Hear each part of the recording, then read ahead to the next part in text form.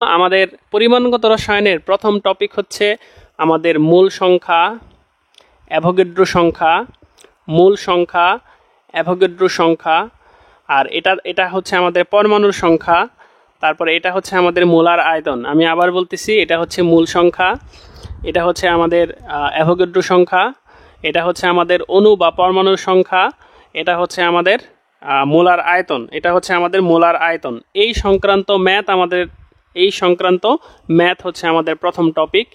এই ম্যাথগুলো কিভাবে সহজে করবা এটা আমি একটু দেখাই দিব।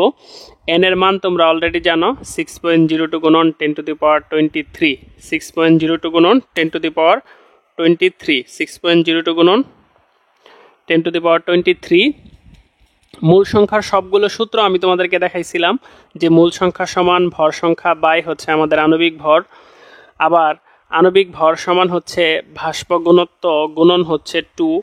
তাহলে সূত্রটা এভাবে লেখা যায়, ডাব্লিউ বাই হচ্ছে আমাদের ডি ইন্টু হচ্ছে 2, এবং এককটা কি দাঁড়াবে, মূল সংখ্যার এককটা দাঁড়াবে গ্রাম পার মোল, গ্রাম পার মোল, গ্রাম পার মোল। ঠিক আছে। পিবি সমান এনআরটি থেকে মূল সংখ্যা সমান হচ্ছে পিবি বাই আরটি, এটা একটা সূত্র। হ্যাঁ, এটা আরেকটা সূত্র। আর মূল সংখ্যার আরেকটা সূত্র হচ্ছে আমাদের অণু বা পরমাণুর সংখ্যা বাই হচ্ছে অ্যাভোগাড্রো সংখ্যা, অণু বা পরমাণুর সংখ্যা বাই হচ্ছে অ্যাভোগাড্রো সংখ্যা। এবং মূল সংখ্যার আরেকটা সূত্র হচ্ছে মূল সংখ্যা সমান মোলারিটি ডিভাইডেড বাই আয়তন। হ্যাঁ, সরি, ভুল বললাম। মূল সংখ্যার আরেকটা সূত্র হচ্ছে মূল সংখ্যা সমান হচ্ছে মোলারিটি ইনটু হচ্ছে আয়তন। আয়তনটা কোন এককে নিতে হবে ভাইয়ারা? আয়তনটা নিতে হবে লিটার এককে। তাহলে এই সবই হচ্ছে আমাদের মূল সংখ্যার সূত্র। আর এটা হচ্ছে আমাদের মোলার আয়তন। মোলার আয়তনের সম্পর্কে তোমরা জানো যে এক মোল গ্যাসের আয়তনকে বলা হয় মোলার আয়তন। এসটিপিতে এসএটিপিতে কত, এই মানগুলো তোমাদের মুখস্থ অলরেডি আছে। তারপর 20 ডিগ্রি সেন্টিগ্রেড তাপমাত্রা এবং 1 অ্যাটমসফিয়ার চাপে আমাদের মানটা কত, এটা তোমাদের আশা করি মুখস্থ আছে। 22.4 লিটার বা 22,400 মিলিলিটার, এটা হচ্ছে 24.789 লিটার, এটা 24.04 লিটার। এই মানগুলো তোমাদের মুখস্থ থাকা লাগবে। এই মানগুলো কি থাকা লাগবে? এই মানগুলো মুখস্থ থাকা লাগবে। তো এই মানগুলো যখন তোমার মুখস্থ থাকবে, তখন তুমি অঙ্কগুলো করতে পারবা। ওকে, তখন তুমি মুখস্থ করতে পারবা। আচ্ছা, একজনে প্রশ্ন করছো যে এনটিপিতে মোলার আয়তন কত হবে? এনটিপিতে মোলার আয়তন হচ্ছে আমাদের নর্মাল টেম্পারেচার অ্যান্ড প্রেশার। এটা হচ্ছে ওই যে আমাদের 25 ডিগ্রির যেটা এসিটিপি, এটাই হচ্ছে আমাদের এনটিপিতে মোলার আয়তন। হ্যাঁ, 24.789 লিটার। তাহলে এই সূত্রগুলো তোমরা মাথায় রাখো। এখন দেখো আমরা অঙ্কগুলো করি। অঙ্কগুলো একটু করব আমরা একটু অঙ্কগুলো করব। দেখো, আচ্ছা দেখো অঙ্কগুলো এখন আমরা করব। দেখো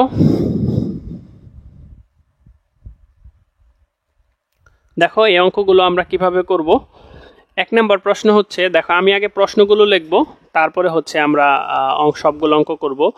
যে একটা অঙ্ক হচ্ছে যে একটি পানির অণুর ভর কত, একটি পানির অণুর ভর কত, এটা একটা অঙ্ক, 1 নম্বর অঙ্ক। যারা পারবা তারা চাইলে হচ্ছে করতে পারো। হ্যাঁ, তোমরা চাইলে হচ্ছে কমেন্টে লিখতে পারো। ঠিক আছে।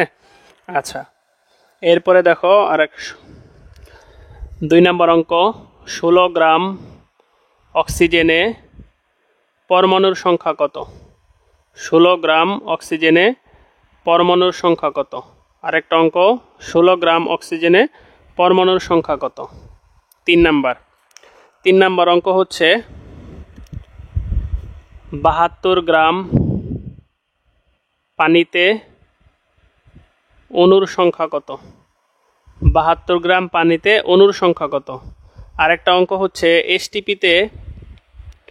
এসটিপিতে 1.7 গ্রাম অ্যামোনিয়া এর আয়তন কত?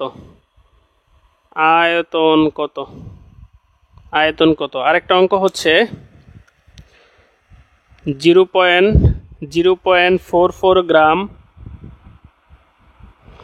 কার্বন ডাইঅক্সাইডে 0.44 গ্রাম কার্বন ডাইঅক্সাইডে কত মোল কার্বন ডাইঅক্সাইড আছে। আরেকটা অঙ্ক হচ্ছে আমাদের, আরেকটা অঙ্ক কি চলবে, 1 ml অক্সিজেনে অণুর সংখ্যা কত। আচ্ছা দেখো সবগুলো অঙ্ক আমরা কিভাবে করি, একটু মাথা খাটাইলেই তুমি খুব সহজে করতে পারবা। দেখো জাস্ট একটু মাথা খাটাইতে হবে। প্রথম অঙ্কটা দেখো, একটা পানির অণুর ভর কত। যখন তোমার কাছে ভর চাইবে তখন এম হবে উপরে, তখন এম হবে উপরে। তো পানির এম কত। আচ্ছা আগে দেখো সূত্র দেখো, আগে বলছে একটা পানির অণুর ভর কত। যখন তোমার কাছে ভর চাইছে তখন এম হবে উপরে। কয়টা পানির অণুর ভর চাইছে, একটা। কয়টা পানির অণুর ভর চাইছে, একটা। তো কোন সংখ্যাটা তোমার মুখস্থ, 6.02 গুণন 10⁻23 মানে হচ্ছে এনএ। তাহলে আমাদের কি আসবে, তাহলে আমাদের আসবে অ্যান্সারটা আসবে 18 গুণন 1 বাই হচ্ছে 6.02 গুণন 10⁻23। তাহলে একটি পানির অণুর ভর কত হবে এটা। দেখো আমার থিওরিটা তুমি একটু পরেই বুঝতে পারবা। বলছে যে 16 গ্রাম অক্সিজেনে পরমাণুর সংখ্যা কত। তোমার কাছে যখন পরমাণুর সংখ্যা চাইবে তখন এইটা হবে উপরে এনে। কত গ্রাম অক্সিজেনে পরমাণুর সংখ্যা চাইছে, 16 গ্রাম। তাহলে গুণন হচ্ছে আমাদের 16। অক্সিজেনের কোন গ্রামটা তোমার মুখস্থ। দেখো একটা জিনিস বোঝার চেষ্টা করবে, এখানে O2 আছে, হ্যাঁ।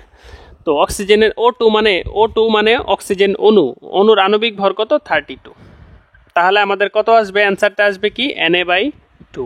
Na/2 Na/2 এর মান কত হবে, এইটাকে 2 দিয়ে ভাগ করলেই হবে। 3.01 10⁻23, 3.01 গুণন 10⁻23। ঠিক আছে। পরের অঙ্কটা দেখো, 72 গ্রাম অক্সিজেনে অণুর সংখ্যা কত। যখনই বলা হচ্ছে অণুর সংখ্যা তাহলে উপরে হবে Na।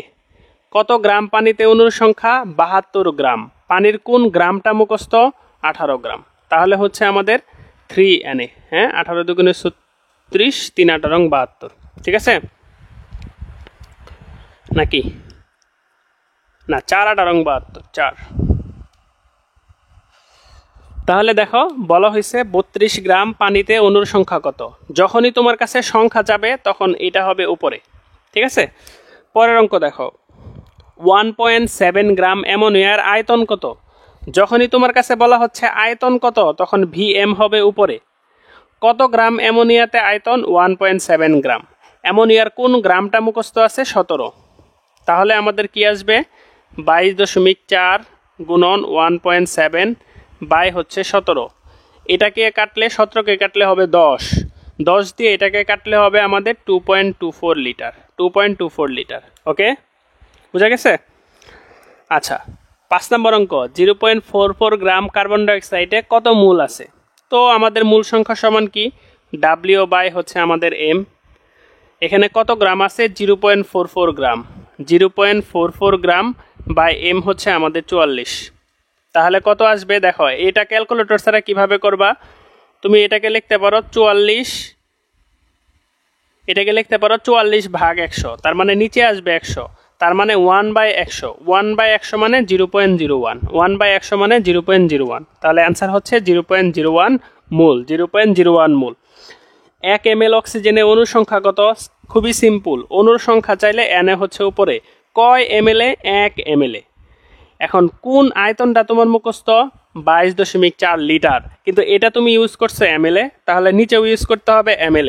তাহলে 22,400 ml, 22,400 ml। তাহলে এটাই হবে তোমার অ্যান্সার। ঠিক আছে। তাহলে তোমরা একটা বিষয় খেয়াল করতেছো যে আমাদের অঙ্কগুলো কিভাবে হচ্ছে, এই বোর্ডের এই পাশটা দেখা যাচ্ছে না, দাঁড়াও আমি ঠিক করে দিচ্ছি, বোর্ডের লেখা ক্লিয়ার করে দিচ্ছি। এই যে দেখো, এই যে ক্লিয়ার হয়ে যাচ্ছে, গুড। হোপফুলি এখন দেখা যাচ্ছে। তাহলে আচ্ছা দেখো এখানে 16 গ্রাম অক্সিজেন, দেখো এখানে অক্সিজেন অণু দেওয়া হয়েছে, অণুতে পরমাণুর সংখ্যা কত, বুঝছো। এই জন্য আমরা যেহেতু অণুতে বলছে এই জন্য আমরা আণবিক ভরটা ইউজ করছি। ওকে, বুঝা গেছে। আচ্ছা তাহলে এই হচ্ছে আমাদের 1 নাম্বার টপিক, আশা করি বুঝা গেছে।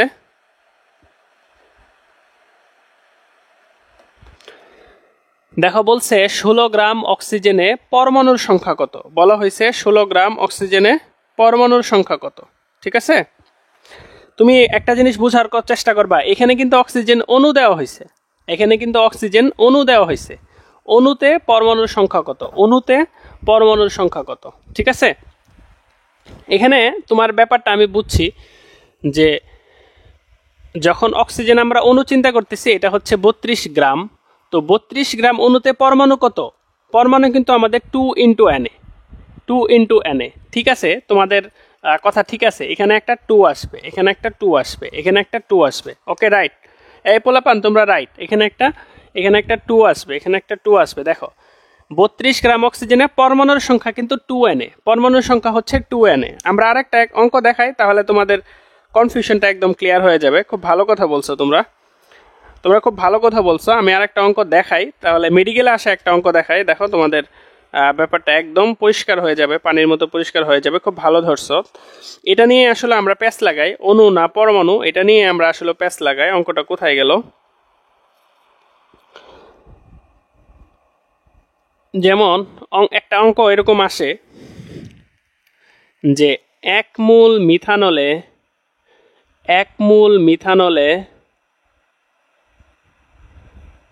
কতটি পরমাণু আছে? 1 মোল মিথানলে কতটি পরমাণু আছে? দেখো এই অঙ্কটা বোঝার চেষ্টা করো, তাহলে ক্লিয়ার হয়ে যাবে। ঠিক আছে, 1 মোল মিথানলে কতটি পরমাণু আছে? 1 মোল মিথানলে কতটি পরমাণু আছে? দেখো যদি বলা হইতো 1 মোল মিথানলে কতটি অণু আছে, এটা যদি বলা হইতো, এটা হচ্ছে আমাদের 1 মোল। 1 মোল যদি হয় তাহলে আমাদের অণুর সংখ্যা হইতো Na। কিন্তু যখন বলা হচ্ছে যে 1 মোলে কতটি পরমাণু আছে, তখন দেখো আমাদের কার্বন পরমাণু আছে 1 মোল, হাইড্রোজেন পরমাণু আছে 3 আর 1 4 মোল, আর অক্সিজেন পরমাণু আছে 1 মোল। তাহলে 1 2 3 2 5 আর 1 6, তাহলে হবে 6 ইন্টু Na, তাহলে অ্যান্সার হবে 6Na, তাহলে অ্যান্সার হবে 6Na। আমি আরেকটু ক্লিয়ার করে দেই, তুমি যদি H লেখো তার মানে হচ্ছে Na হাইড্রোজেন পরমাণু, কিন্তু তুমি যদি H2 লেখো তাহলে হচ্ছে Na হাইড্রোজেনের অণু। পরমাণু কতটি? 2Na হচ্ছে পরমাণু, 2Na হচ্ছে পরমাণু। ঠিক আছে, আশা করি বুঝাইতে পারছি। কমেন্টে বলো তো বুঝছো কিনা। এই ব্যাপারটা পরীক্ষায় অনেকেই প্যাচ লাগায়, তোমরা একটু কমেন্টে বলো বুঝছো কিনা। হ্যাঁ, তোমরা একটু কমেন্টে বলো বুঝছো কিনা। ওকে, তোমরা একটু কমেন্টে বলো বুঝছো কিনা, একটু কমেন্টে বলো বাবুরা, একটু কমেন্টে বলো। আচ্ছা, ওকে ওকে, বোঝা গেছে না?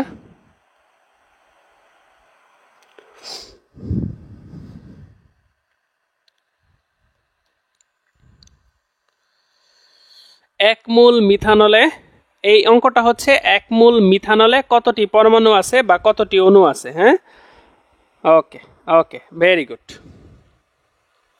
এখন আসো আমাদের পরের টপিক দেখো। আমাদের পরের টপিকটা কি? আমাদের পরের টপিক হচ্ছে সমীকরণ ভিত্তিক অঙ্ক। হ্যাঁ, সমীকরণ ভিত্তিক অঙ্ক। এইখান থেকে কিন্তু গত ইয়েতে প্রশ্ন আসছে। সমীকরণ ভিত্তিক অঙ্ক করানোর আগে আমরা আরেকটা ব্যাপার তোমাদেরকে একটু পড়াবো। হ্যাঁ, লাইট আর পড়বে না, লাইট যেখানে পড়বে আমি ওই জায়গাটা অ্যাভয়েড করতেছি ভাইয়ারা, তাহলে আর তোমাদের অসুবিধা হবে না।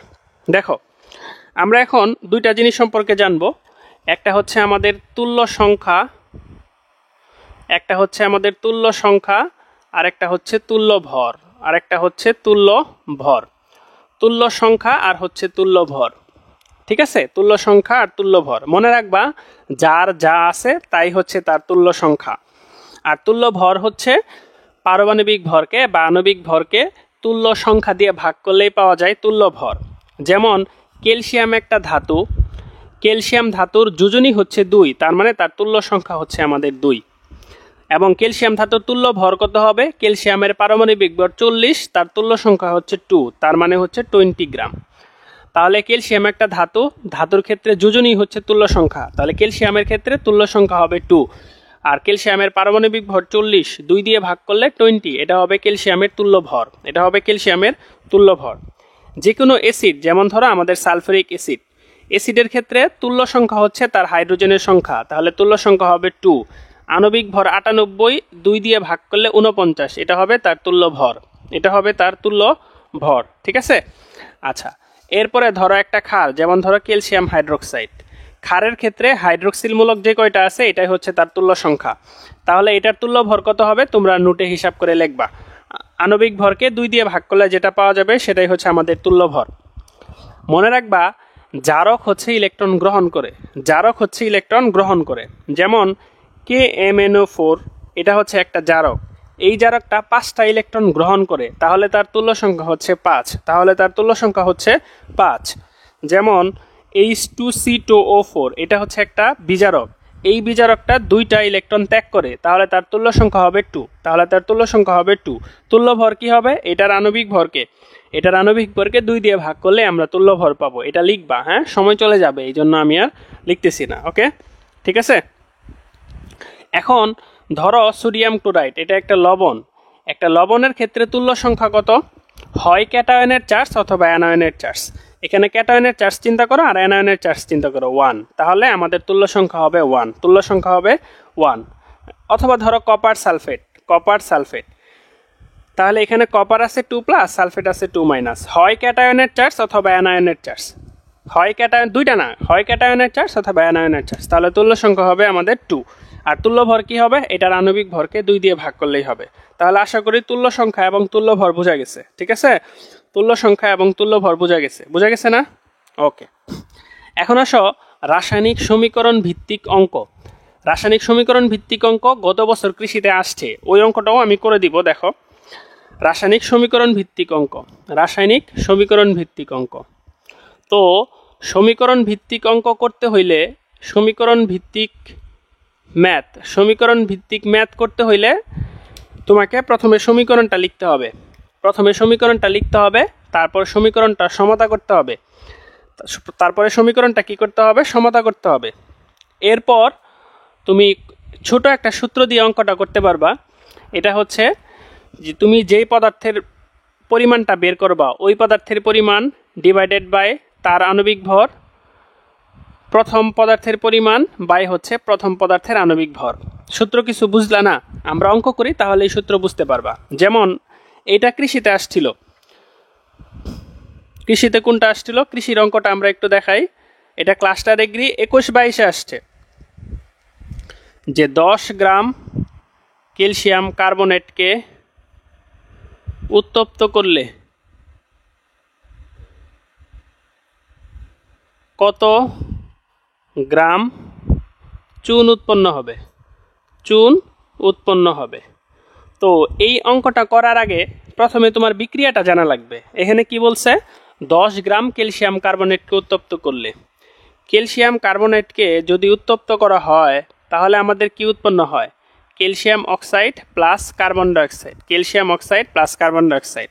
তো প্রথমে সমীকরণটা লিখতে হবে, তারপর সমীকরণটা সমতা করতে হবে। এইটা সমতা করা আছে, নিচে ভর লিখবা। ক্যালসিয়াম কার্বনেটের নিচে হবে 100, ভরটা হিসাব করবা। এটার নিচে হবে 46, এটার নিচে হবে 44। তো গ্যাসের নিচে আয়তনও লেখা যায়, যেমন কার্বন ডাইঅক্সাইডের ক্ষেত্রে তুমি লিখতে পারবা 22.4 লিটার। এখানে তারা কি বলছে দেখো, 10 গ্রাম ক্যালসিয়াম কার্বনেটকে উত্তপ্ত করলে কত গ্রাম চুন উৎপন্ন হবে। তাহলে কত গ্রাম চুন উৎপন্ন হবে এটা হচ্ছে তোমার M2। কত গ্রাম চুন উৎপন্ন হবে এটা হচ্ছে M2। চুনের নিচে কত ভর আছে? 56। এই যে বাই হচ্ছে আমাদের 56 ইজ ইকুয়াল টু কি থেকে? ক্যালসিয়াম কার্বনেট থেকে। কত গ্রাম ক্যালসিয়াম কার্বনেট থেকে? 10 গ্রাম। ক্যালসিয়াম কার্বনেটের নিচে কত আছে? 100। তাহলে আমাদের M2 সমান কত আসতেছে? আমাদের M2 সমান আসতেছে হচ্ছে 10 গুণন 56 বাই হচ্ছে আমাদের 100 সমান কি আসতেছে? 10 দিয়ে কাটলে 10 দিয়ে ভাগ করলে 5.6 গ্রাম, ঠিক আছে। এখন তোমাদের এক্স প্রশ্নে যেই কয়টা সমীকরণ আছে এই সমীকরণ থেকেই আসলে প্রশ্ন আসবে। এই সমীকরণটা আমি দেখাইলাম, সব তো আর দেখানো সম্ভব না। তো আসলেও সময় যদি থাকতো তো কি সমীকরণ ইম্পর্টেন্ট এটা আমি লিখে দিতে পারতাম, কিন্তু তোমরা জানো আমাকে সবগুলো টপিক টাচ করে যেতে হবে, এই জন্য হচ্ছে আর এটা বলা সম্ভব হইল না। ওকে, ঠিক আছে। তাহলে এই হচ্ছে আমাদের সমীকরণ ভিত্তিক অঙ্ক। এরপরে আমরা ঘনমাত্রাতে চলে যাব। এরপরে আমরা কোথায় চলে যাব? ঘনমাত্রাতে যাওয়ার আগে একটু হচ্ছে 3 মিনিটের একটা বিরতি। বলতে পারো ভাই আপনি খালি বিরতি দেন কেন? বিরতি দেই কারণ হচ্ছে যে আমি আসলে একটু অসুস্থ, টানা দাঁড়ায় থাকে আমার জন্য একটু কষ্ট হয়। তো 30 মিনিট পর পর আমি একটু বসে একটু রেস্ট নেই। হ্যাঁ, এই জন্য হচ্ছে মূলত বিরতিটা দেওয়া হয়। আমি টানা 3-4 ঘন্টা ক্লাস নেওয়া পাবলিক, কিন্তু আমি এখন একটু আসলে অসুস্থ, তো হচ্ছে এই জন্য হচ্ছে আর কি।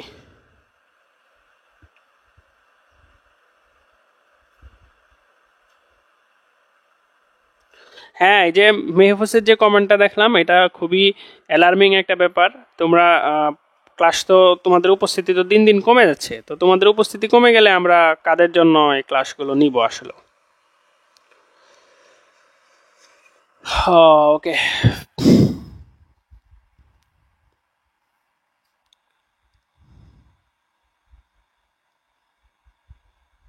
আচ্ছা, কোন কোন সমীকরণ ইম্পর্টেন্ট বসে বসে থেকে বলে দিচ্ছি। এই ছেলেটা ভালো বলছে। এই ক্যালসিয়াম কার্বনেটের সমীকরণটা ইম্পর্টেন্ট, ক্যালসিয়াম কার্বনেট। তারপর potassium chlorate, KClO3, potassium chlorate, এই সমীকরণটা ইম্পর্টেন্ট। তারপর আয়রন আর জলীয় বাষ্পের বিক্রিয়াটা ইম্পর্টেন্ট, আয়রন আর জলীয় বাষ্পের বিক্রিয়াটা ইম্পর্টেন্ট, আয়রন আর জলীয় বাষ্পের বিক্রিয়াটা ইম্পর্টেন্ট। তারপর জিঙ্ক অক্সাইড আর হচ্ছে কার্বন, জিঙ্ক অক্সাইড আর কার্বন। হ্যাঁ, আমি বসে বসেই লিখি, নিচে যদি দেখা যায় বসে বসেই লিখি। তাহলে কি কি বলছি? পটাশিয়াম ক্লোরেটের বিক্রিয়াটা, জিঙ্ক অক্সাইড প্লাস কার্বনের বিক্রিয়াটা, আয়রন প্লাস স্টিমের বিক্রিয়া, আয়রন প্লাস স্টিমের বিক্রিয়া, আয়রন প্লাস স্টিমের বিক্রিয়া,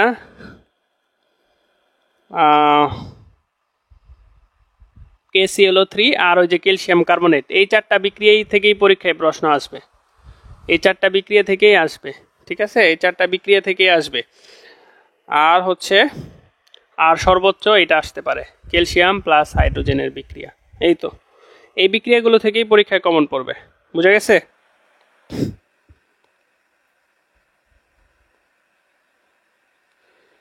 হাজারি নাক্সারের বই তো অনেকগুলো আছে, এত তো এখন দেখতে পারবে না ভাই।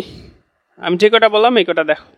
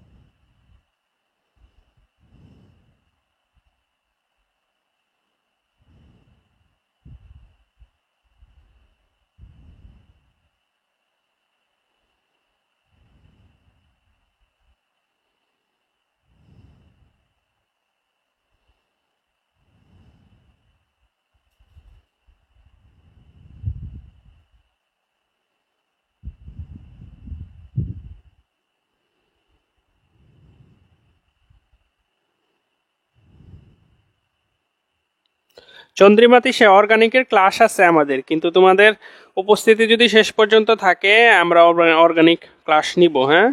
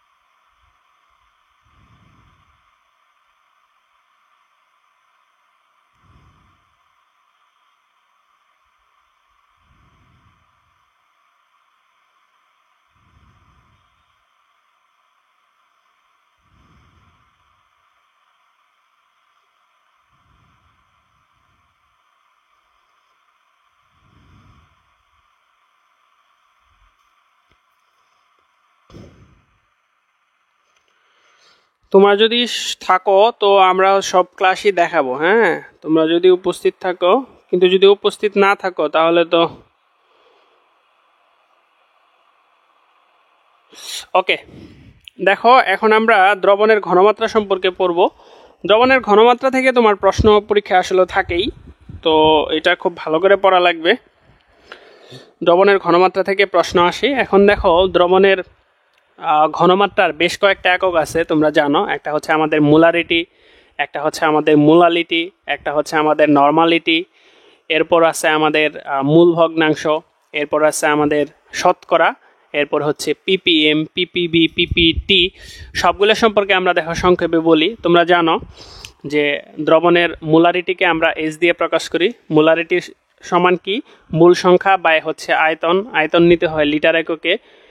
এখান থেকে আমরা পড়াইলাম যে মূল সংখ্যা সমান এস ভি।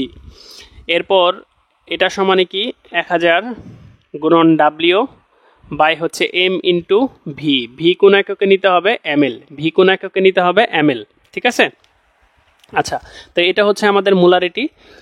এরপর আরেকটা আছে আমাদের মোলালিটি। এরপর আছে কি আমাদের মোলালিটি। মোলালিটি কি? মোলালিটি সমান হচ্ছে, মোলালিটিকে অনেকে এম দিয়ে প্রকাশ করে। যাই হোক, মোলালিটির সূত্র আমরা বলতেছি না। মোলালিটির সূত্রটা হচ্ছে আমাদের মূল সংখ্যা বাই হচ্ছে দ্রাবকের ভর কেজি এককে। দ্রাবকের ভর কেজি এককে। তো মোলালিটি সম্পর্কে তাহলে কি? আমাদের মোলালিটিকে অনেকে এম দিয়ে প্রকাশ করে। মোলালিটি সমান কি?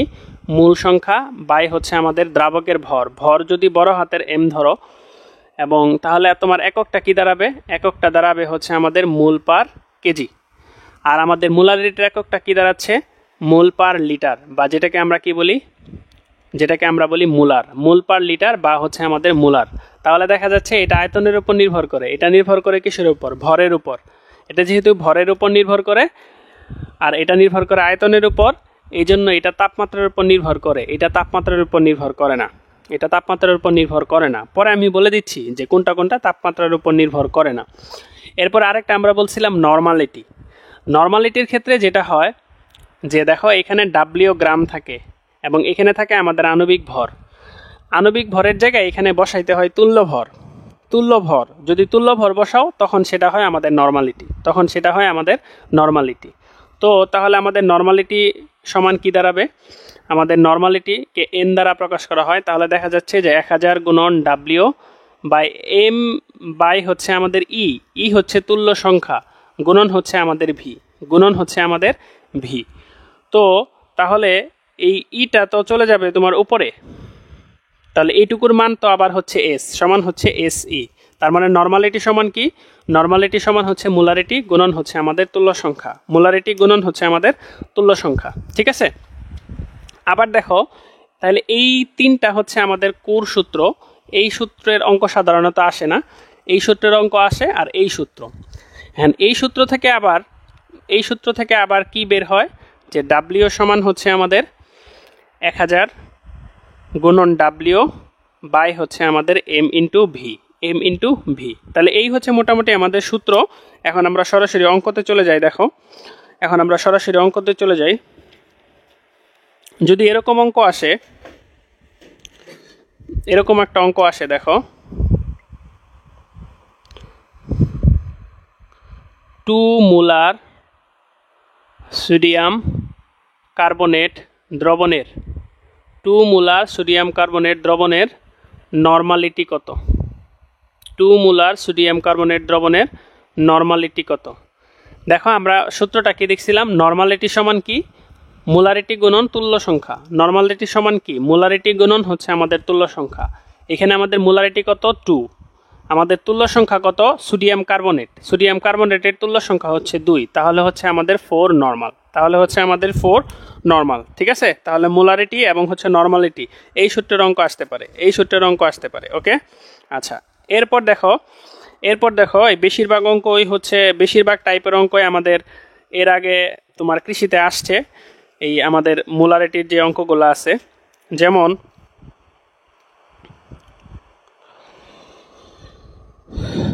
যেমন এই অঙ্কটা হচ্ছে 2021-22 আসছিল, 2021-22 আসছিল যে এরকম একটা অঙ্ক যে কৌষ্টিক সোডা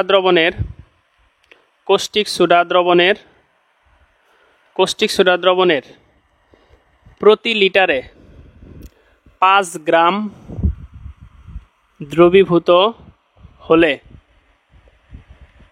দ্রাব্যতা কত, এটা আসছিল তোমাদের ক্লাস্টার এগ্রি 21-22 আসছিল, ঠিক আছে। আচ্ছা, এরপর আরেকটা অঙ্ক দেখো, আরেকটা অঙ্ক জায়গা রাখলাম, অঙ্ক আমি এখানে করব।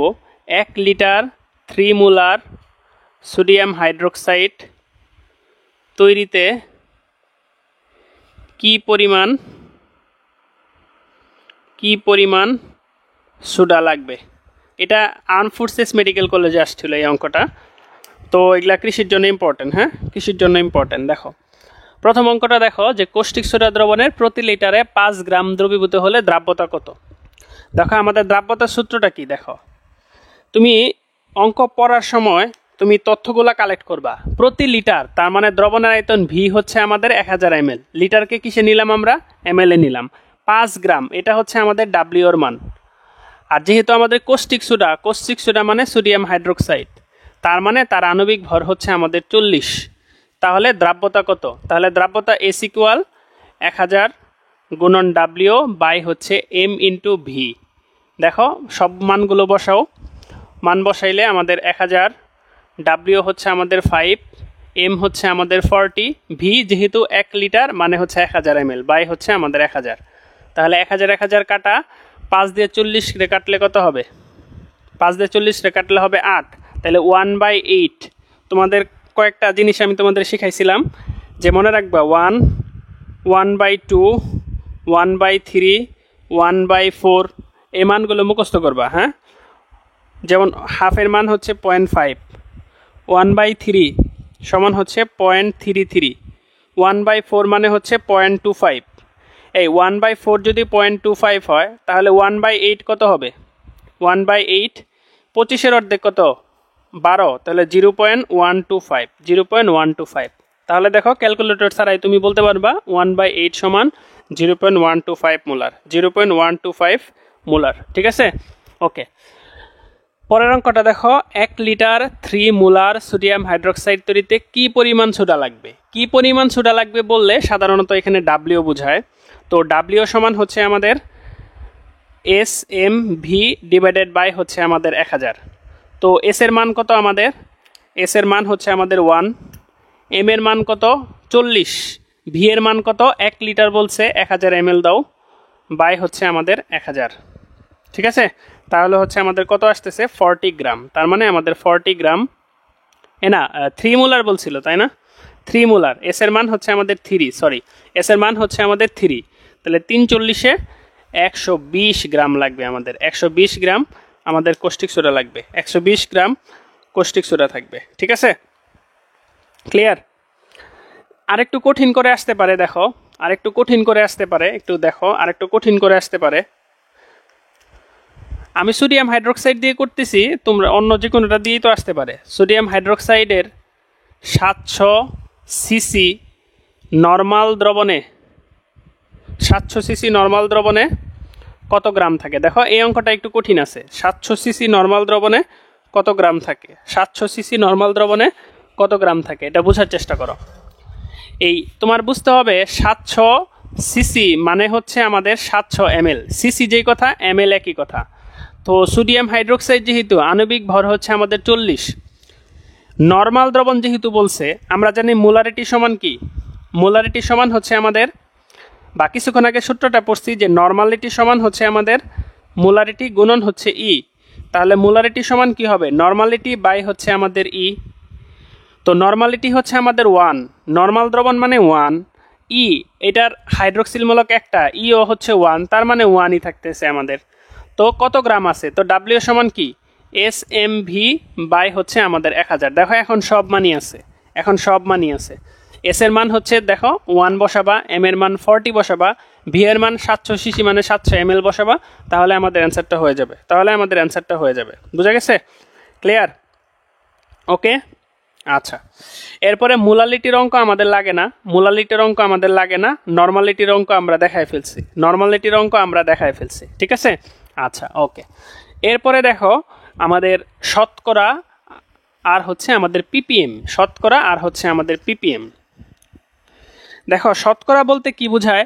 শতকরা তোমার তিনটা আছে, একটা হচ্ছে তোমার W/W, আরেকটা হচ্ছে তোমার W/V, আরেকটা হচ্ছে আমাদের V/V, ঠিক আছে, V/V।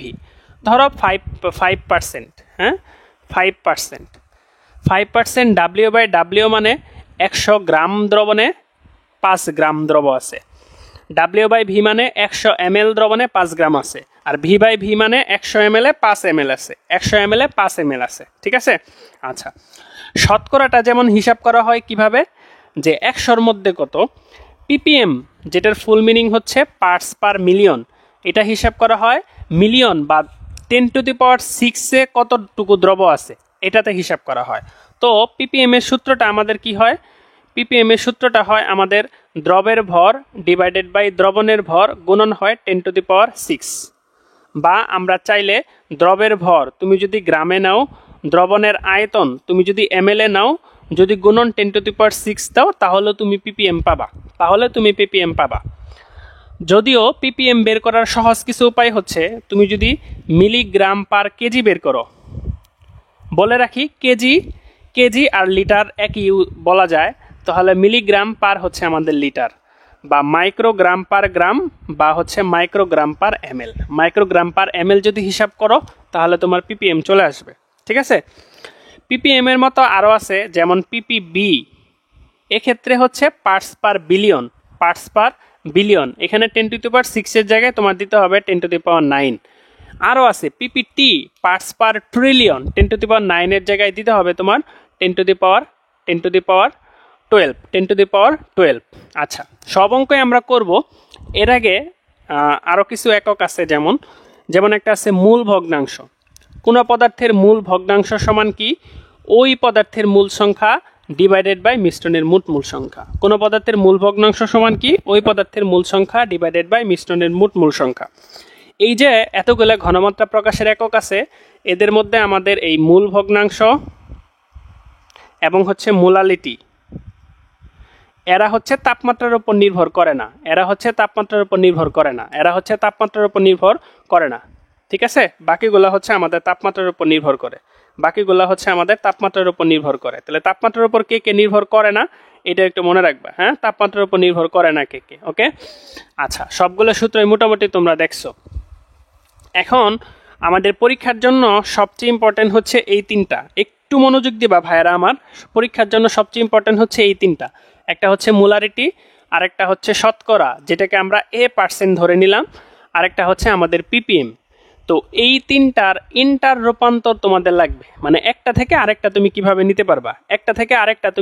নিতে পারবা এটা লাগবে, ঠিক আছে। একটা থেকে আরেকটা সূত্রগুলো একটু লিখে দিচ্ছি। সূত্রগুলা জানলে তুমি হচ্ছে অ্যাপ্লাই করতে পারলে তুমি 100% অঙ্ক পেরে যাবা, ঠিক আছে, 100% অঙ্ক পেরে যাবা, ঠিক আছে। আচ্ছা, ধরো কোনো দ্রবণের ঘনমাত্রা যদি হয় A% যদি হয়, তো A% থেকে S সমান তোমার কি হবে? S সমান হবে তোমার A গুণন 10 ডিভাইডেড বাই হচ্ছে আমাদের আণবিক ভর। তাহলে এখান থেকে তুমি কি বলতে পারো? S থেকে A তাহলে তুমি কিভাবে নিবা? A সমান কি দাঁড়াবে? SM ডিভাইডেড বাই হচ্ছে আমাদের 10, ঠিক আছে। আচ্ছা, আবার কোনো কিছুর পার্সেন্ট যদি থাকে A%, এটা পিপিএম এ কত হবে? পিপিএম সমান হচ্ছে A গুণন 10⁴। তাহলে তোমার পিপিএম থেকে A সমান কি দাঁড়াবে? তাহলে A সমান দাঁড়াবে পিপিএম বাই হচ্ছে আমাদের 10⁴, পিপিএম বাই হচ্ছে 10⁴। আবার পিপিএম মোলারিটি থেকে যদি তুমি পিপিএম নিতে চাও, পিপিএম সমান হচ্ছে মোলারিটি গুণন আণবিক ভর গুণন হচ্ছে 10⁻³ তাহলে এখান থেকে পিপিএম সমান কি হবে? পিপিএম সমান দাঁড়াবে হচ্ছে আমাদের, না আমরা তো বললামই যে মোলারিটি থেকে পিপিএম কিভাবে নেবা? এসএম গুণন হচ্ছে 10⁻³, এসএম গুণন 10⁻³ তাহলে পিপিএম থেকে মোলারিটি কিভাবে নিবা? পিপিএম থেকে মোলারিটি সমান কি হবে আমাদের? মোলারিটি সমান দাঁড়াবে ppm বাই m গুণন 10⁻³ ঠিক আছে। এই সূত্রগুলো একটু সুন্দর করে লিখে নাও। দেখো যে কোনো একটা একক থেকে অন্য দুইটা এককে আমরা কিভাবে নিব, যে কোনো একটা একক থেকে অন্য দুইটা এককে আমরা কিভাবে নিব আমরা সূত্রগুলো দিছি। জাস্ট সূত্রগুলো যদি তুমি পরীক্ষার হলে বসাইতে পারো তাহলেই তোমার অঙ্ক হয়ে যাবে। সূত্রগুলো পরীক্ষার হলে বসাইতে পারলেই তোমাদের অঙ্ক হয়ে যাবে ঠিক আছে। এবং এখান থেকে অনেক অঙ্কই পরীক্ষায় আসছে। যেমন যেমন পরীক্ষায় এরকম অঙ্ক আসে যে 5% সোডিয়াম কার্বনেট এর মোলারিটি কত। 5% সোডিয়াম কার্বনেটের মোলারিটি কত। 5% সোডিয়াম কার্বনেটের মোলারিটি কত। তুমি সূত্রটা দেখো, সূত্রের দিকে তাকাও। মোলারিটি সমান কি দাঁড়ায় আমাদের, এই যে মোলারিটি সমান কত পার্সেন্ট গুণন 10 ডিভাইডেড বাই আণবিক ভর। তো 5% গুণন হচ্ছে সূত্রের 10, সোডিয়াম কার্বনেটের আণবিক ভর হচ্ছে আমাদের 106 ঠিক আছে। সোডিয়াম 10 আণবিক ভর হচ্ছে আমাদের 106। এটা কত মান আসে,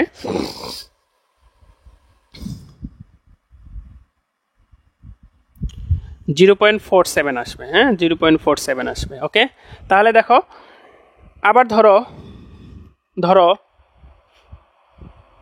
500 ml 0.1 মোলার সোডিয়াম কার্বনেটের ঘনমাত্রা কত ppm, কত ppm। দেখো এখানে এই যে 500 ml, এই 500 ml দেখে তুমি কনফিউজড হবা। আসলে তুমি শুধুমাত্র এটা জানলেই তুমি ppm এ নিতে পারবা। যেমন ppm সমান sm গুণন 10⁻³ তাহলে s এর মান কত 0.1, m এর মান হচ্ছে আমাদের 106 গুণন হচ্ছে 10⁻³। দেখো ক্যালকুলেটর ছাড়া কিভাবে করবা, ক্যালকুলেটর ছাড়া হচ্ছে যে 0.1 দিয়ে যদি তুমি 106 রে গুণ করো তাহলে 0.1 চলে গিয়ে তোমার হবে 10.6, আর এটা মানে কত 1000। 1000 যদি তুমি দাও তাহলে শূন্য হবে আমাদের দুইটা ঠিক আছে। শূন্য হবে কত, শূন্য হবে আমাদের দুইটা, কারণ এই যে এখানে দশমিক আছে যে। তাহলে এত হচ্ছে আমাদের ppm, এত ppm, এত ppm। আবার ধরো এরকম অঙ্ক থাকলো, এরকম হাজার অঙ্ক করা যাবে। হ্যাঁ 200 ppm সোডিয়াম হাইড্রোক্সাইড এর ঘনমাত্রা শতকরাতে কত, শতকরাতে কত। 200 ppm সোডিয়াম হাইড্রোক্সাইডের ঘনমাত্রা শতকরাতে কত। দেখো ppm থেকে শতকরা কিভাবে নিবা, সূত্রটা দেখো। শতকরা সমান কি ppm বাই হচ্ছে 10⁻⁴, তাহলে a% সমান ppm বাই হচ্ছে 10⁻⁴, ppm বাই হচ্ছে 10⁻⁴। ঠিক আছে, ppm বাই হচ্ছে আমাদের 10⁻⁴। তাহলে 200 বাই কত আমাদের 10⁻⁴। এটা কত আসবে বলো তো, 200 বাই 10⁻⁴ মান কত আসবে। তাহলে এই যে 200 বাই 10⁻⁴ গুণন 10⁻⁻4 দেওয়া যায়, 200 গুণন 10⁻⁻4 দেওয়া যায়। তাহলে 2 ইন্টু 10⁻⁻2 দেওয়া যায়। 10⁻⁻2 মানে 2 বাই হচ্ছে আমাদের 100, তাহলে হচ্ছে 0.02। তুমি বিভিন্নভাবে চিন্তা করতে পারো, 0.02, 0.02 বিভিন্নভাবে চিন্তা করতে পারো। ওকে, তাহলে এই ইন্টার রূপান্তরের অঙ্কগুলো অবশ্যই পারা লাগবে, ইন্টার রূপান্তরের অঙ্কগুলো অবশ্যই পারা লাগবে। অসংখ্য অঙ্কের এক্সাম্পল দেওয়া যায়, তো তুমি হচ্ছে সূত্রগুলো জেনে রাখলেই তুমি নেটওয়ার্ক বইটা বের করবা, আশা করি তুমি হচ্ছে এক্সাম্পলগুলো করতে পারবা। ঠিক আছে, আশা করি অঙ্কগুলো তুমি করতে পারবা। ওকে, আচ্ছা এবার দেখো প্যাথোলজিক্যাল রূপান্তর। প্যাথোলজিক্যাল রূপান্তর এটা করা হয় গ্লুকোজের ক্ষেত্রে মিলিমোল পার লিটার থেকে নেওয়া হয় মিলিগ্রাম পার ডেসিলিটারে, মিলিমোল পার লিটার থেকে মিলিগ্রাম পার ডেসিলিটারে। এটা আমি অঙ্ক করাবো না।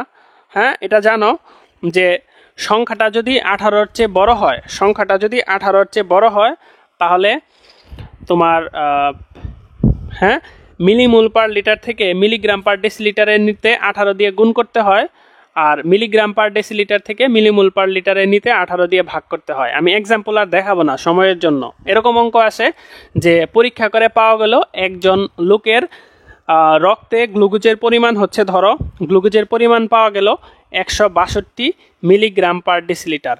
তাহলে তার রক্ত কত মিলিমোল পার লিটার, কত মিলিমোল পার লিটার? উত্তর কি 18 দিয়ে ভাগ করে দিলেই হবে। আবার ধরো পাওয়া গেল যে রক্তে একজন ব্যক্তির গ্লুকোজের পরিমাণ হচ্ছে ধরো 8 মিলিমোল পার লিটার, তাহলে কত মিলিগ্রাম পার ডেসিলিটার? 18 দিয়ে গুণ করে দিলেই হবে। ঠিক আছে, 18 দিয়ে গুণ করে দিলেই হবে, 18 দিয়ে গুণ করে দিলেই হবে। ওকে, আচ্ছা, বুঝা গেছে?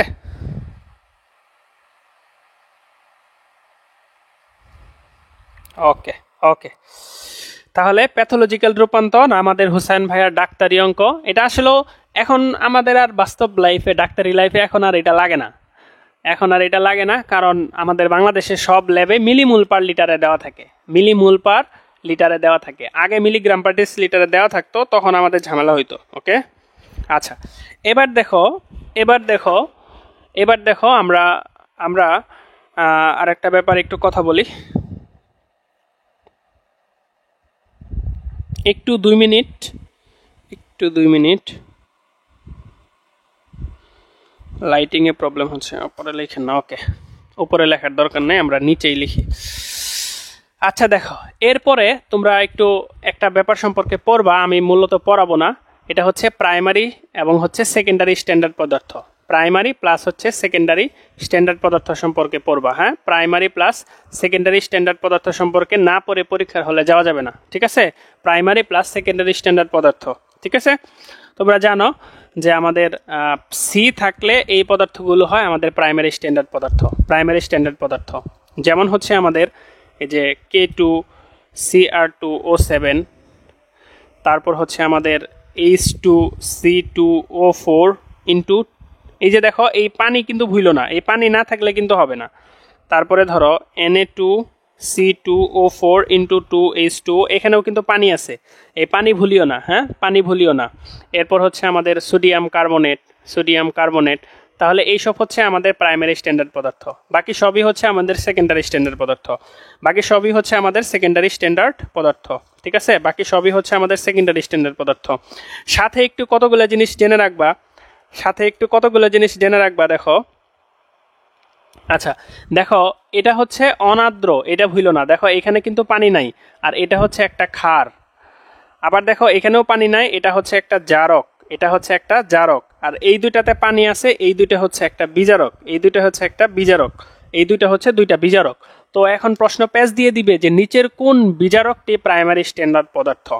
তো অপশনে কিন্তু এই তিনটা থাকবে, তো এটা দেখালে কিন্তু হবে না, কারণ এটা প্রাইমারি স্ট্যান্ডার্ড পদার্থ। Okay fine, right, but it's a base, বা এটা হচ্ছে একটা ক্ষার। তো প্রশ্ন একটু পেজ দিয়ে দিবে যে নিচের কোন বিজারকটি প্রাইমারি স্ট্যান্ডার্ড পদার্থ, কোন জারকটি প্রাইমারি স্ট্যান্ডার্ড পদার্থ, এভাবে একটু শিখতে হবে। ওকে, আরও অ্যাটিপিক্যাল কিছু প্রাইমারি স্ট্যান্ডার্ড পদার্থের নাম, যেটা আমাদের নেটওয়ার্ক বইয়ে দেওয়া আছে, একটু দেখে নিও, নেটওয়ার্ক বইয়ে দেওয়া আছে, এটা একটু দেখে নিও। ওকে, বোঝা গেছে? আচ্ছা আচ্ছা, ওকে। এখন দেখো, দ্রবণের ঘনমাত্রা লঘুকরণের অঙ্ক পরীক্ষায় আসতে পারে। দ্রবণের ঘনমাত্রা লঘুকরণ, দ্রবণের ঘনমাত্রা লঘুকরণের অঙ্ক পরীক্ষায় আসতে পারে। এটার সূত্রটা কি আমাদের? V1S1 ইকুয়াল V2S2, এটা পড়ে নিবা। হ্যাঁ, V1S1 ইকুয়াল V2S2।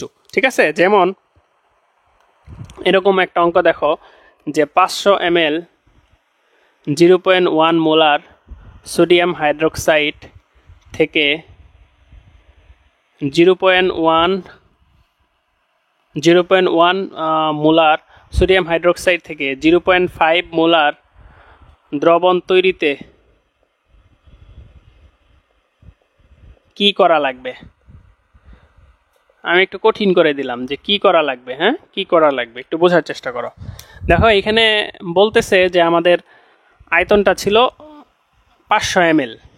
হ্যাঁ, 500 ml, আর আমাদের ঘনমাত্রাটা ছিল 0.1 মোলার। আমাদের কি করা লাগবে? দেখো আমাদের ঘনমাত্রাটা কত হয়ে যাবে? 0.5, এটা হচ্ছে আমাদের S2, আমাদের হচ্ছে V2টা বের করা লাগবে। তাহলে V2 সমান কত হবে? 500 ইন্টু হচ্ছে আমাদের 0.1 ডিভাইডেড বাই হচ্ছে আমাদের 0.5, তো কত আসতেছে আমাদের? 1000 ml, 1000 ml। তো এখান থেকে আমরা বুঝতে পারতেছি যে আমাদের আয়তন পরবর্তীতে হচ্ছে 1000 ml, এখানে আছে 500 ml, তার মানে আরো 500 ml পানি যোগ করা লাগবে, আরো 500 ml পানি যোগ করা লাগবে। ঠিক আছে, আরো 500 ml পানি যোগ করা লাগবে, আরো 500 ml পানি যোগ করা লাগবে। ওকে, ক্লিয়ার? আরও 500 ml পানি যোগ করা লাগবে। তো 1000 ml অপশনে প্রথমে দেওয়া থাকবে, ওইটা দাগাবা, ভুল হয়ে যাবে। হ্যাঁ, কনফিডেন্টলি ভুল হয়ে যাবে। তুমি পরীক্ষা দিয়ে এসে বলবা যে আমি তো সেই পরীক্ষা দিছি, দেখবা যে তুমি চান্স পাও নাই। ওকে, আচ্ছা, এবার দেখো আমাদের প্রশমন বিক্রিয়া সম্পর্কে একটু জানা লাগবে। প্রশমন বিক্রিয়া সম্পর্কে একটু জানা লাগবে। আমরা জানি অ্যাসিড এবং ক্ষারের বিক্রিয়াকে বলা হয় প্রশমন বিক্রিয়া। তো প্রশমন বিক্রিয়াগুলো তুমি যদি চিন্তা করো, একটা তীব্র অ্যাসিড এবং তীব্র ক্ষারের প্রশমন বিক্রিয়া হইতে পারে, একটা তীব্র অ্যাসিড বা তীব্র ক্ষারের প্রশমন বিক্রিয়া হইতে পারে, তীব্র অ্যাসিড মৃদু ক্ষারের প্রশমন বিক্রিয়া হইতে পারে, তারপর আমাদের মৃদু অ্যাসিড তীব্র ক্ষারের প্রশমন বিক্রিয়া হইতে পারে, এরপর হচ্ছে আমাদের মৃদু অ্যাসিড মৃদু ক্ষারের প্রশমন বিক্রিয়া হইতে পারে। এটা হচ্ছে শক্তিতে খেলা। তো যখন অ্যাসিড এবং ক্ষার দুইটাই তীব্র হয় তখন প্রশমন বিন্দুতে পিএইচ এর মানটা হয় 7, কিন্তু অ্যাসিডটা যখন তীব্র হয়, ক্ষারটা যখন দুর্বল হয়, তখন পিএইচ এর মানটা 7-এর থেকে কম হয়ে 5.27 হয়। আর যখন আমাদের ক্ষারটাই তীব্র হয় তখন 7-এর বেশি হয়ে 8.8 হয়।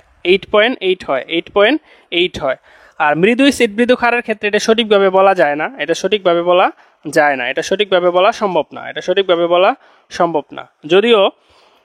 যদিও অনেক বইয়ে 7 লেখা আছে, এটা রাইট না, আসলে এটা সঠিকভাবে বলা সম্ভব না। আচ্ছা, তাহলে এটা মুখস্থ করতে হবে যে কোনটার ক্ষেত্রে আমাদের কত হয়, পিএইচ এর ক্রমটা মুখস্থ করতে হবে। ক্রম কত হয়? 4 থেকে 10। এটা কত হয় সবল অ্যাসিড সবল ক্ষারের ক্ষেত্রে? দুর্বল অ্যাসিড সবল ক্ষার এক্ষেত্রে আমাদের ক্রমটা হয় 8 থেকে 10। ঠিক আছে? আর দুর্বল অ্যাসিড সবল ক্ষারের ক্ষেত্রে হয় 4 থেকে 7। দুর্বল অ্যাসিড সবল ক্ষারের ক্ষেত্রে কি হয়? 4 থেকে 7। আর এটা বলা সম্ভব না। ঠিক আছে? দুর্বল অ্যাসিড সবল ক্ষার, তীব্র অ্যাসিড তীব্র ক্ষার, তীব্র অ্যাসিড মৃদু ক্ষার, তীব্র অ্যাসিড সবল অ্যাসিড দুর্বল ক্ষার 4 থেকে 7, 8 থেকে 10 সবল অ্যাসিড দুর্বল ক্ষার। ওকে, তাহলে এই ক্রমটা মুখস্থ করতে হবে। আর আমরা জানি যে ট্রাইট্রেশনের নির্দেশক ইউজ করতে হয়। কোন ক্ষেত্রে আমরা কোন নির্দেশকটা ইউজ করব? আমরা জানি তীব্র অ্যাসিড তীব্র ক্ষারের ক্ষেত্রে কি ইউজ করতে হবে? মিথাইল অরেঞ্জ আর হচ্ছে মিথাইল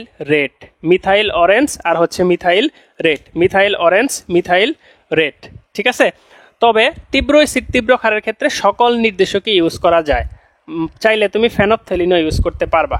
ঠিক আছে? ফেনফথ্যালিনও ইউজ করতে পারবা, এটা দরকার নাই, তুমি সকলটা পড়ো।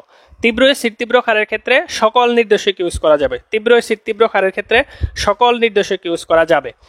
আর তীব্র অ্যাসিড মৃদু ক্ষারের ক্ষেত্রে হচ্ছে আমাদের মিথাইল অরেঞ্জ আর হচ্ছে মিথাইল রেড। এবার দেখো, মৃদু অ্যাসিড তীব্র ক্ষারটা যখন তীব্র থাকবে তখন হচ্ছে ফেনফথ্যালিন থাইমুল ব্লু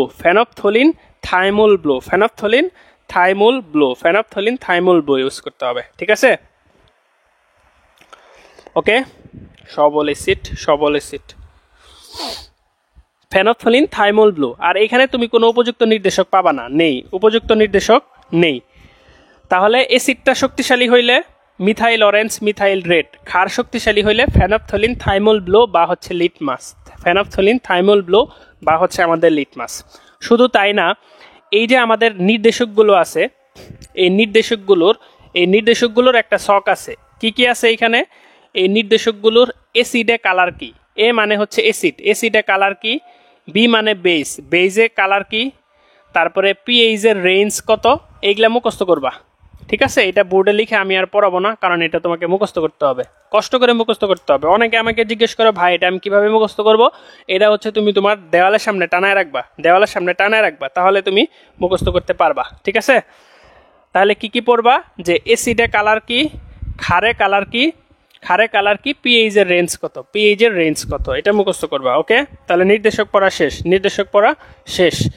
আচ্ছা, অম্ল ক্ষারের অঙ্ক সাধারণত আসে না।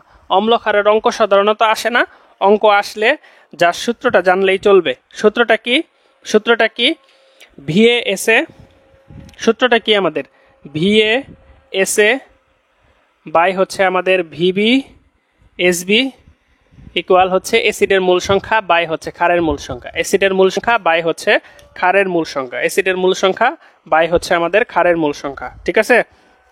আচ্ছা, অ্যাসিড ক্ষারের ক্ষেত্রে আরেকটা গুরুত্বপূর্ণ জিনিস তোমার জানা লাগবে, এটা হচ্ছে অম্লত্ব আর হচ্ছে ক্ষারত্ব। অম্লত্ব প্লাস হচ্ছে ক্ষারত্ব। অম্লত্ব অ্যাসিডের থাকে হচ্ছে আমাদের ক্ষারত্ব, ক্ষারের থাকে হচ্ছে আমাদের অম্লত্ব। অ্যাসিডের কি থাকে? অ্যাসিডের থাকে হচ্ছে আমাদের ক্ষারত্ব। যেমন হাইড্রোক্লোরিক অ্যাসিড, এটার ক্ষারত্ব হবে আমাদের 1। সালফিউরিক অ্যাসিড, এটার ক্ষারত্ব হবে আমাদের 2, হাইড্রোজেনের সংখ্যা দেখলেই চলে। ফসফরিক অ্যাসিড, এটার ক্ষারত্ব হবে আমাদের 3। কিন্তু ব্যতিক্রম আছে। ব্যতিক্রম কি? H3BO3, এখানে হাইড্রোজেন 3টা থাকলেও আমাদের অ্যান্সার হবে 2। এরপরে H3BO3 বোরিক অ্যাসিড, এখানে হাইড্রোজেন 3টা থাকলেও অ্যান্সার হবে 1। আচ্ছা, এখন অধাতুর অক্সাইডগুলো হচ্ছে আসলেও অম্লীয়, যেমন কার্বন ডাইঅক্সাইড, এটার ক্ষারত্ব কত হবে? 2। এরপরে ধরো ফসফরাস পেন্টাক্সাইড, এটার ক্ষারত্ব কত হবে? 6। এটার ক্ষারত্ব কত হবে? 6। একটা জিনিস মনে রাখবা, এরপর ধরো Al2O3 উভধর্মী অক্সাইড, এটার ক্ষারত্ব কত হবে? 6। এই 2,5 বা 2,3 থাকলে অ্যান্সার 6 হয়। যেমন ধরো Fe2O3, এটারও অ্যান্সার হবে 6। তাহলে কি মনে রাখবা ছোট ভাইয়েরা আমার, বোনেরা আমার, 2,5, 2,3 বা এইসব থাকলে অ্যান্সার হয় 6। ক্ষারের ক্ষেত্রে কি দেখবা? ক্ষারের ক্ষেত্রে ধমন্দর ক্যালসিয়াম হাইড্রোক্সাইড, হাইড্রোক্সিল মূলক আছে 2টা, তাহলে আমাদের অম্লত্ব হবে 2। ক্যালসিয়াম অক্সাইড, ধাতুর অক্সাইড, এটার হবে কত? 2। যে ক্যালসিয়ামের যোজনী কত? 2। সোডিয়াম অক্সাইড, এটা একটা ক্ষার, এটার কত হবে? 1। ঠিক আছে? বা ধরো পটাশিয়াম হাইড্রোক্সাইড, হাইড্রোক্সিল মূলক একটা আছে, অম্লত্ব হবে 1। ঠিক আছে? এই হালকা হালকা কিছু জিনিস মাথায় রাখো আর প্র্যাকটিস করো, অম্লত্ব ক্ষারত্ব হয়ে যাবে। ওকে,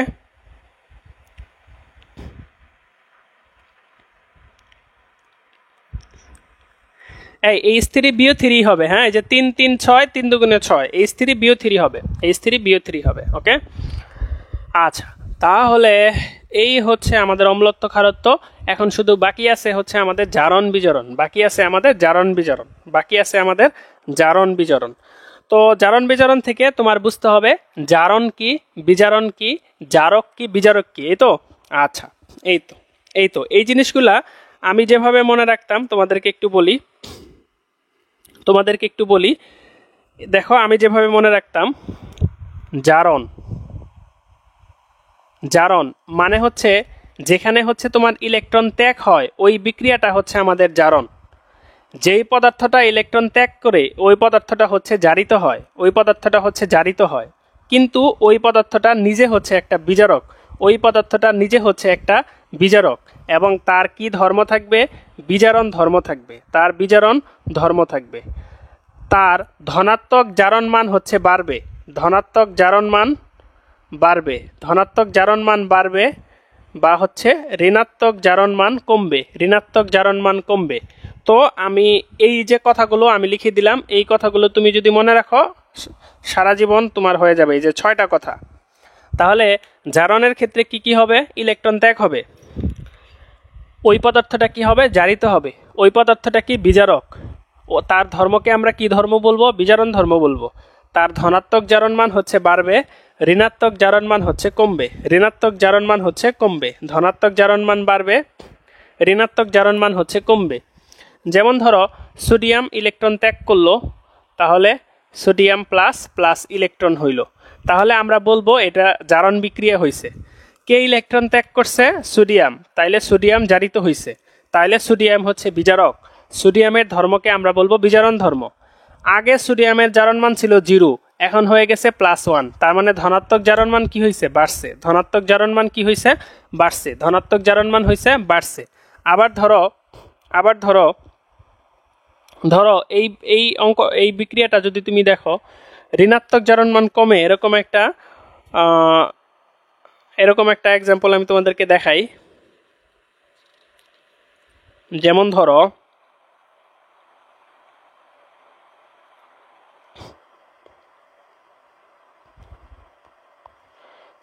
ধরো সবচেয়ে ভালো এক্সাম্পল হচ্ছে এটা। এই বিক্রিয়াটা বোঝার চেষ্টা করো। ধরো এই যে পটাশিয়াম আয়োডাইড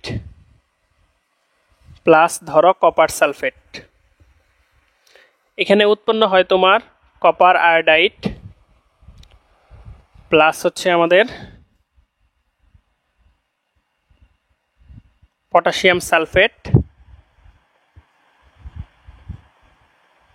প্লাস হচ্ছে আমাদের আয়োডিন।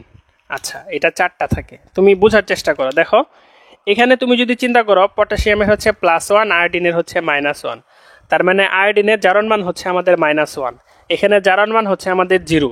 তাহলে -1 থেকে 0 হয়েছে মানে কি? ঋণাত্মক জারণ মান কমছে, তার মানে এটা হচ্ছে আমাদের বিজারক। এটা হচ্ছে আমাদের বিজারক। তাহলে বিজারকের কি হবে? ঋণাত্মক জারণ মান কমবে। ঋণাত্মক জারণ মান কমবে। এই কথাগুলো বুঝছো কিনা একটু আমাকে কমেন্টে বলবা ভাইরা।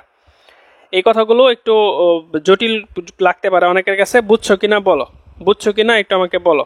এটা যদি ক্লিয়ার হয় তাহলে তুমি অনেক কিছু শিখে গেলা ভাই। ঠিক আছে, তাহলে জারকের ক্ষেত্রে জাস্ট উল্টা কথাগুলো লিখে নিবা, তাহলেই হয়ে যাবে। আমি জারক আর লিখবো না। তাহলে দেখো, তাহলে বিজারণের ক্ষেত্রে কি লিখবা? দেখো আমি দেখাইতেছি এটা, কিন্তু বলতেছি বিজারণেরটা, একটু মনোযোগ দাও ভালো করে। বিজারণের ক্ষেত্রে ইলেকট্রন গ্রহণ হবে, কি হবে? বিজারিত হবে। জারক, জারণ ধর্ম, ধনাত্মক জারণ মান কমবে, ঋণাত্মক জারণ মান বাড়বে। আমি এটুকু মুছবো না, আমি এক্সাম্পল দেখাবো।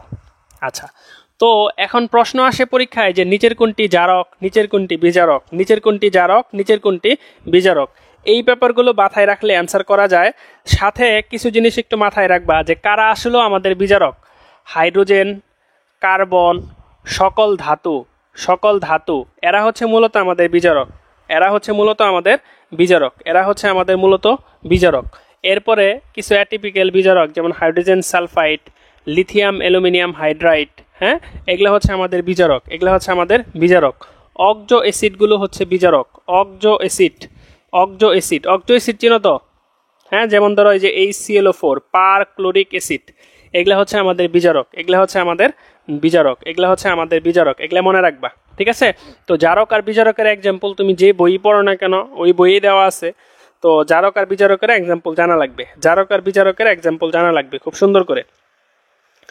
এখন দেখো, কিছু পদার্থ আছে জারক এবং বিজারক উভয় হিসেবে কাজ করে।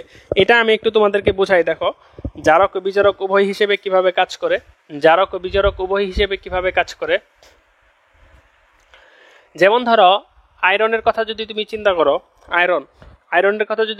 করো, আয়রন যখন 2টা ইলেকট্রন ত্যাগ করবে তখন সে হবে Fe2+, আবার যখন একটা ইলেকট্রন ত্যাগ করবে তখন হবে Fe3+। কথাটা বুঝো ভাই, Fe 2টা ইলেকট্রন ত্যাগ করে Fe2+ হয়, তার মানে সে হচ্ছে বিজারক। সে 2টা ইলেকট্রন ত্যাগ করে, সে হচ্ছে আমাদের বিজারক। সে 2টা ইলেকট্রন গ্রহণ করে আয়রন হইতে পারবে, তার মানে সে হচ্ছে আমাদের জারক। আবার দেখো, সে একটা ইলেকট্রন ত্যাগ করে Fe3+ হচ্ছে, ইলেকট্রন কিন্তু ত্যাগও করতেছে, তাহলে সে জারক বিজারক দুইটাই। তার পক্ষে আর ইলেকট্রন ত্যাগ করা সম্ভব না, অর্থাৎ সে বিজারক হইতে পারতেছে না, সে আর ইলেকট্রন ত্যাগ করতে পারবে না, সে শুধুমাত্র ইলেকট্রন গ্রহণ করতে পারবে, তাহলে সে হচ্ছে আমাদের জারক। যখন জারণ মান কম থাকে, যেমন আয়রনের জারণ মান হচ্ছে আমাদের 0, তখন সেটা হয় বিজারক। আয়রনের সর্বোচ্চ জারণ মান +3, তখন সে হচ্ছে আমাদের জারক। আর +2 মাঝামাঝি আছে, সে জারক ও বিজারক উভয় হিসেবে কাজ করে। তো মাঝামাঝি জারণ মান থাকলে জারক ও বিজারক উভয় হিসেবে কাজ করে। ঠিক আছে, তো জারক ও বিজারক উভয় হিসেবে কারা কারা কাজ করে? ও নো সাথী, ফিরবে না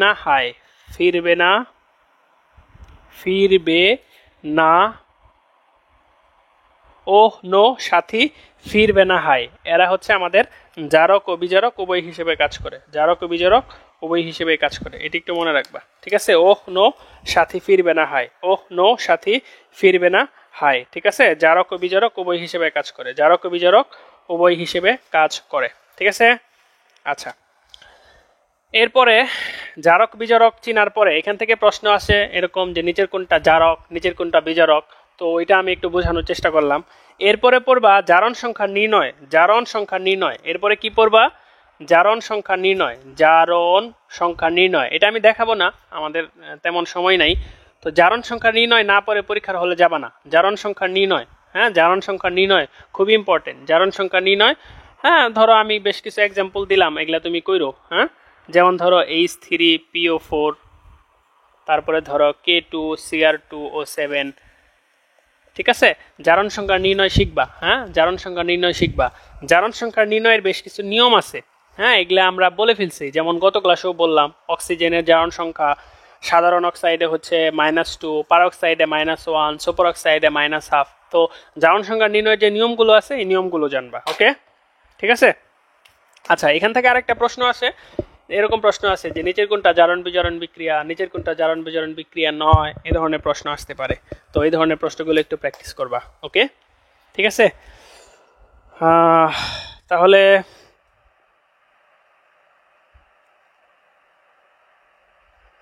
ঠিক আছে, তোমাদের পরীক্ষার জন্য শুভকামনা। ঠিক আছে, এই কে একটা কমেন্ট দেখলাম, H2O2 কি জারক বিজারক উভয়ই? হ্যাঁ, H2O2 জারক বিজারক উভয়ই। হ্যাঁ, এটা আমি বলতে ভুলে গেছিলাম। ঠিক আছে, ওকে, তাহলে বেস্ট অফ লাক, ভালো থাকো। ওকে, আল্লাহ হাফেজ।